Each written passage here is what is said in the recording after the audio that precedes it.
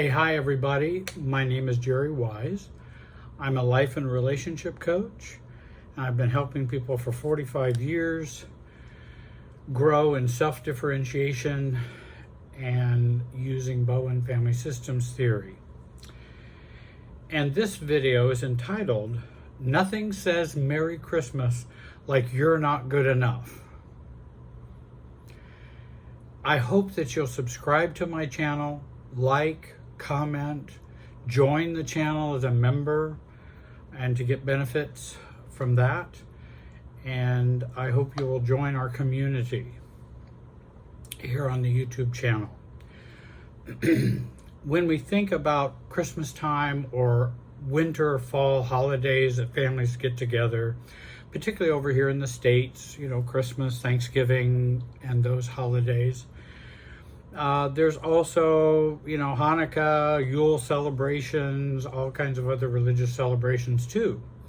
Any time that we get together as a family, and I'm just using Christmas as an example, times in which we get, in which our gifts that we give are belittled, where did you get this? Oh, where did you get this? Or and all of these are real examples from people who've shared where they are re-gifting your gifts to other family members right in front of you, or they hand you a gift that you gave them from last year. They criticize. Families may be critical or hurtful. I don't know why you keep that job. You could do a lot better.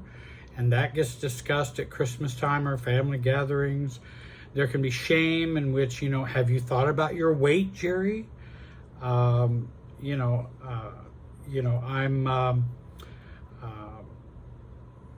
I'm surprised you even share your Christmas, Jerry, with your beliefs. Just all kinds of shaming comments, and then there are guilt comments. Well, if you would have been on time for Thanksgiving last year, you would have known what we were talking about. And those are the kinds of things that happen in family gatherings and what we experience at Christmas, and many times much worse, particularly if there's alcohol, drug abuse, narcissism. It can really make for a difficult holiday for many of us. And families gather for many reasons during the fall and winter season. Now, I come from a Christian background, so I was a pastor, etc., and so I'm kind of coming from a Christian perspective at this point. But not all of my viewers have that belief system. And I've seen over my 45 years of professional life how unhealthy families treat each other at the holidays, which is often the antithesis of the meaning of the holiday. Goodwill to all, peace on earth, love, and then none of that is shown at these gatherings. All it is nitpicking, criticism, shaming, and things such as that. And it really turns the holiday upside down. I also have heard and seen how families enmesh during these holiday gatherings through over-seriousness during the holidays. The over-seriousness and the perfectionism. If the turkey is burnt, then it's a catastrophe. Then we might as well throw the whole holiday out. Everybody's going to be miserable. Or another example, if everyone doesn't wear the prescribed sweater or attire for the family picture, then it's a very grave offense. You're messing up the whole family. And I remember that example of somebody having to wear sweaters. The parents buy all these clothes so that everybody is dressed exactly alike for the family picture each year. Well, not everybody wants to do that. Not everybody wants to dress in those things. What do we do? Or our kids may not want to dress that way. Do we make them so that we don't have a hassle? And it becomes just a lot of angst and difficulty. And if someone is late, then we must obsess or ruminate and fret about it. Because if everyone doesn't sit down at the same time, then the holiday is ruined. And we have that kind of high anxiety situation when we have family gatherings around this time of year. So what do I recommend people to do? And this is for what I call toxic tolerable families. Not necessarily for families that you've gone no contact with. If you're going in contact with and you have a whole different experience of the holidays, that's for a whole nother video. This video is for family we're still participating with, but may not be so healthy and may be dysfunctional. First, we want to observe, not absorb. We want to watch, look, listen, and plan on doing that rather than just going in blindly and on automatic.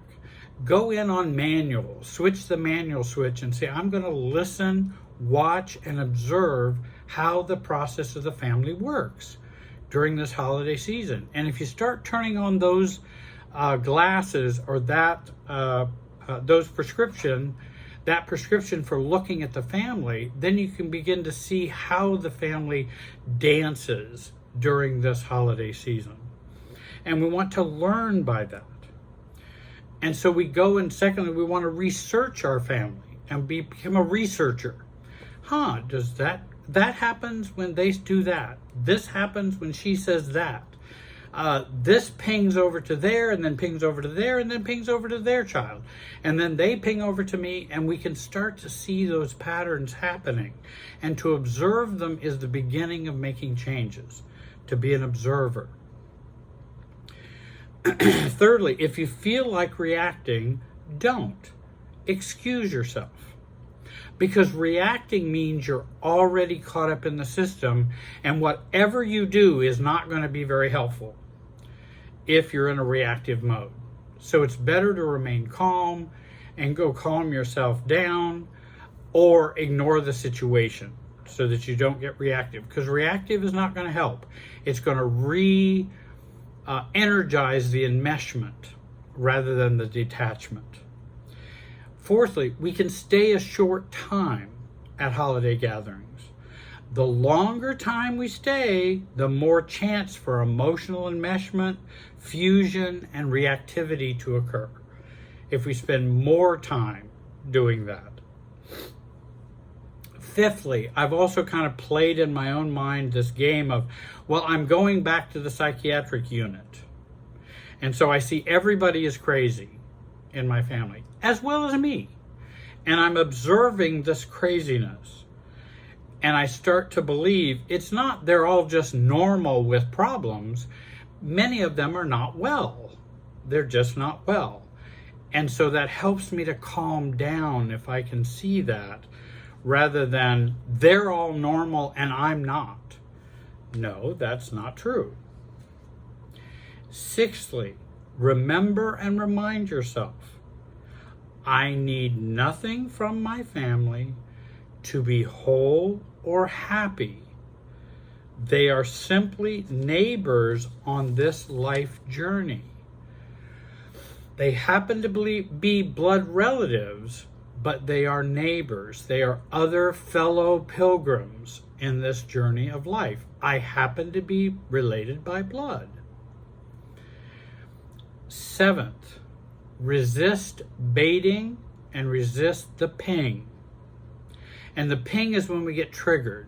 The ping and the bait is when someone throws out something to try to catch you and reel you in emotionally. Did you see what Biden is doing now? Or somebody say, did you see what Trump is doing now? That's a baiting comment.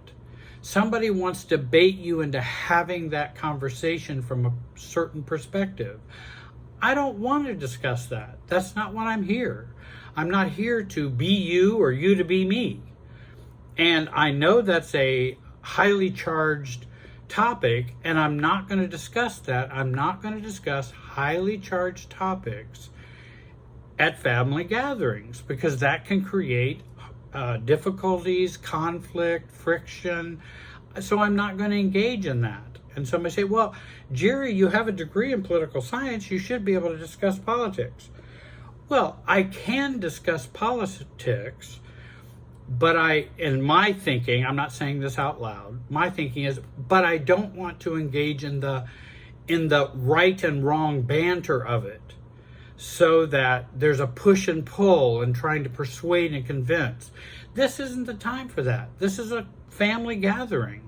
I'm not here to evangelize someone to be pro-Biden or pro-Trump or pro-anything or pro-religion or anti-religion. I'm not here to evangelize anything. I'm here to be me and to be present. And then I might get there. Well, are you going to church anywhere, Jerry? Coming from a religious family. Well, I haven't found one yet for me. Or that's not something that's on my radar right now.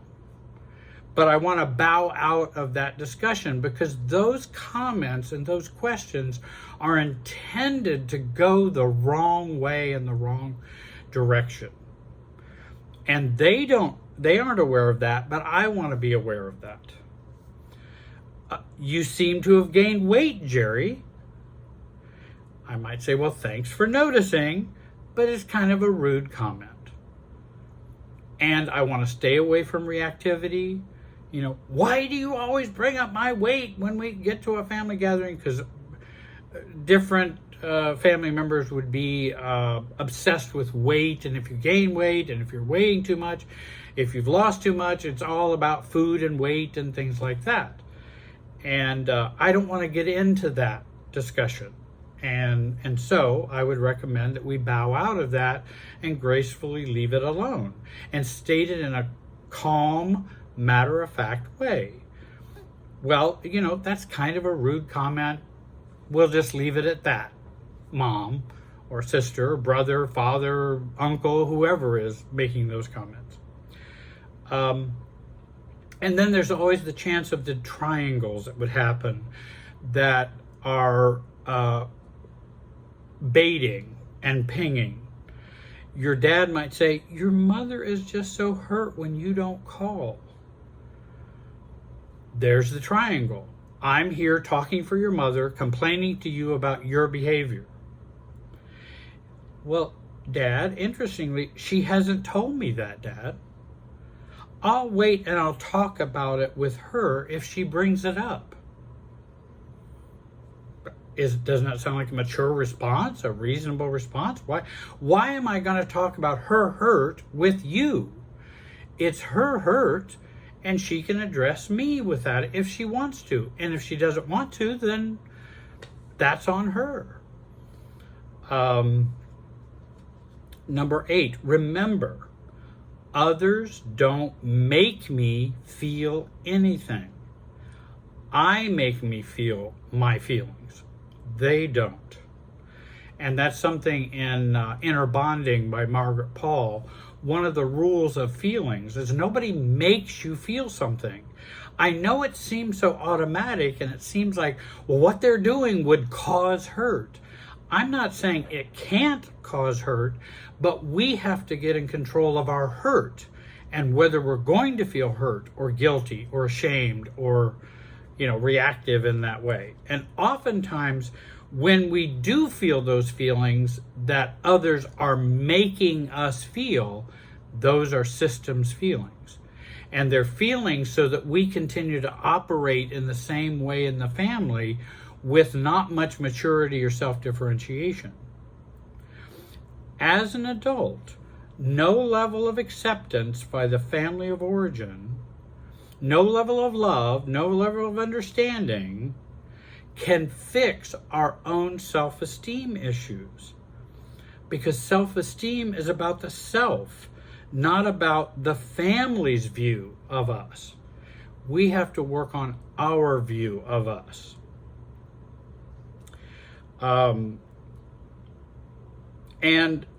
nobody can make me feel accepted. Nobody can make me feel not accepted. And that's the power of that. And I would recommend you read Margaret Paul's book on Inner Bonding. Remember, they don't accept me or they do these things because of their own family of origin, their own pain, their own hurt, their own self-rejection, their own perfectionism. In other words, if somebody comes to me and says, oh, Jerry, I see you've gained some weight. Why is weight an issue for them? I wasn't talking about my weight. That wasn't even part of the context. It came up within them. Why was it an issue for them? Because it's their issue, not mine. And I didn't bring it up in the conversation. And it's not appropriate for me to just bring up my own fears, my own projections, and come to you and drop them on you. My actions, thoughts, and feelings cannot heal their pain, family of origin issues, self-rejection, perfectionism, shame. All my own actions, thoughts, and feelings cannot do that, unfortunately. Number 9, resist over seriousness. And I learned to say, oh, that'll be fine. Or all gatherings have glitches, mom, dad, brother, whoever. All gatherings have glitches. It's no problem. That's pretty normal. I try to normalize what is so over serious. And Christmas is about lifting up corrupted human beings to something greater. And that's what the holy days were for, or holidays, or holy days. It was a spiritual celebration to take us beyond ourselves, not to make us feel worse about ourselves. Many families make it into keeping faulty, sinful, broken family members broken, wounded, and unacceptable. And that pattern continues. And they call it celebrating Christmas or celebrating Thanksgiving, or when actually what's happening is just keeping the old negative patterns in place and calling it a family gathering or celebration. I remember even getting criticized for using Xmas. I don't know if you've ever seen Xmas, X-M-A-S, which actually means Christmas. Xmas is not leaving Christ out of Christmas. The X is Chi, or in the Greek, he, and it's the first letter of Christos, or Christ, and it means Christmas. So Xmas is Christmas. And I would get criticized from people in the church and other friends, why do you use Xmas? Aren't you leaving Christ out of Christmas? No, I'm not leaving Christ out of Christmas. What are you talking about? Everyone's looking and fearful of their own beliefs and religious notions. But it's perfectly acceptable to do Xmas. It is, and in fact, there are even some ads from way back in the 20s, 30s, or 40s. They would have in ads Xmas because it was considered appropriate to do that. People knew what that meant. Now you're somehow canceling out Christ. No, that's not what it means. One book I would recommend to you, besides, say, the Margaret Paul book, I would recommend Unplug the Christmas Machine by J.O. Robinson. Please take a look at that. Read that for your holidays. Make a holiday commitment to yourself about enjoying it in a healthy, adult, mature way. I want to thank you for watching today. Please join, subscribe, comment, and like. Have a great day, and be wise.